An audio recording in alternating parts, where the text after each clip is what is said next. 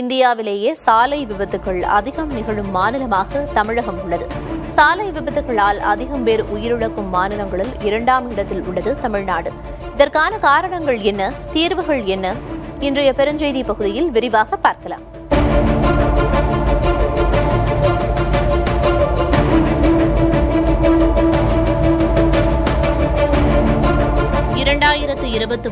ஆண்டு மத்திய அரசு வெளியிட்ட புள்ளி விவரப்படி இந்தியாவிலேயே அதிக சாலை விபத்து நடைபெறக்கூடிய மாநிலமாக தமிழகம் இருக்கிறது.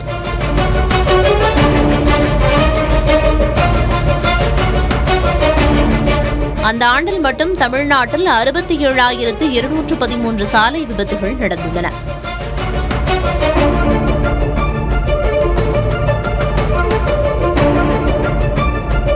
சாலை விபத்துகளில் அதிக உயிரிழப்பு நடக்கும் மாநிலங்களில் 2ஆம் இடத்தில் உள்ளது. 2023 18,347 பேர் சாலை விபத்துகளில் உயிரிழந்துள்ளனர். அதற்கு முந்தைய 5 ஆண்டுகளிலும் இந்திய மாநிலங்களிலேயே தமிழ்நாட்டில்தான் அதிக எண்ணிக்கையிலான சாலை விபத்துகள் பதிவாகியுள்ளன. 2024 இந்த எண்ணிக்கை சற்றே குறைந்துள்ளது. கடந்த ஆண்டு தமிழ்நாட்டில் நிகழ்ந்த சாலை விபத்துகள் 67,183. சாலை விபத்தில் உயிரிழந்தவர்கள் 18,074.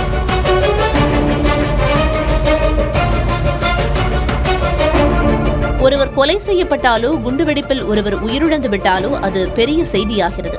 ஆனால் சாலை விபத்துகளில் எண்ணற்ற உயிர்கள் பறிபோகும் அவலத்தை பற்றி பெரிதாக யாரும் கவலை கொள்வதில்லை. தலைநகரான சென்னையில் 3 முக்கிய சாலைகளில் அதிக விபத்துகள் நிகழ்கின்றன. முதன்மையாக மூலக்கடை முதல் புழல் வரை செல்லும் சாலையில் கடந்த ஆண்டு மட்டும் 132 விபத்துகளில் 19 உயிரிழப்புகள் ஏற்பட்டுள்ளன.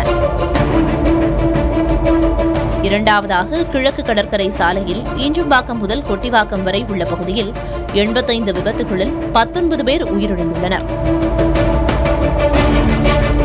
3வது இடத்தில் ஜிஎஸ்டி சாலையில் கத்திப்பாரா முதல் சென்னை விமான நிலையம் வரை உள்ள பகுதியில் கடந்த ஆண்டு 14 விபத்துகளில் 13 பேர் உயிரிழந்துள்ளனர். அதிக உயிரிழப்புகள் நிகழும் நெடுஞ்சாலைகளாக தேனி மாவட்டத்தில் உள்ள குமுளி நெடுஞ்சாலை உள்ளது.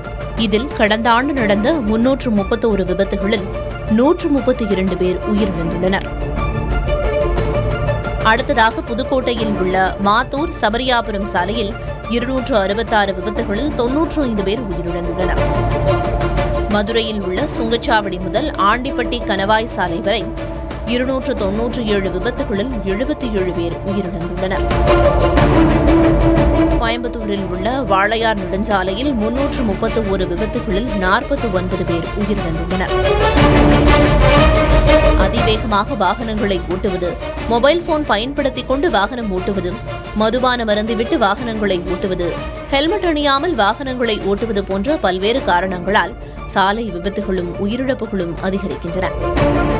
அது மட்டுமல்லாமல் நெடுஞ்சாலைத்துறை சார்பில் எடுக்கப்பட்ட ஆய்வில் வாகனங்கள் ஒரே நேர்கோட்டில் செல்லாமல் மற்றவர்கள் பாதையில் குறுக்கிட்டு விபத்து ஏற்படுவது சமீப காலமாக அதிகரித்து வருகிறது. உதாரணமாக தொலைதூர சாலைகளில் பேருந்துகள் மற்றும் கனரக வாகனங்கள் செல்வதற்கு என்று ஒரு பாதை இருக்கும், கார்கள் செல்வதற்கென்று ஒரு பாதை இருக்கும், இருசக்கர வாகனங்கள் செல்வதற்கு என்று ஒரு பாதை இருக்கும். ஆனால் பலர் திடீரென்று பாதையை மாற்றுவதால் அதிக விபத்துகள் ஏற்படுவதாக புள்ளி விவரங்கள் தெரிவிக்கின்றன. என்னதான் அரசாங்கம் பல்வேறு விதமான விழிப்புணர்வுகளை ஏற்படுத்தினாலும் வாகனங்களை ஓட்டும் பொதுமக்களும் இணைந்த விழிப்புணர்வோடு செயல்பட்டால்தான் உயிரிழப்புகளை தடுக்க முடியும். புதிய தலைமுறைக்காக செய்தியாளர் ரமேஷ்.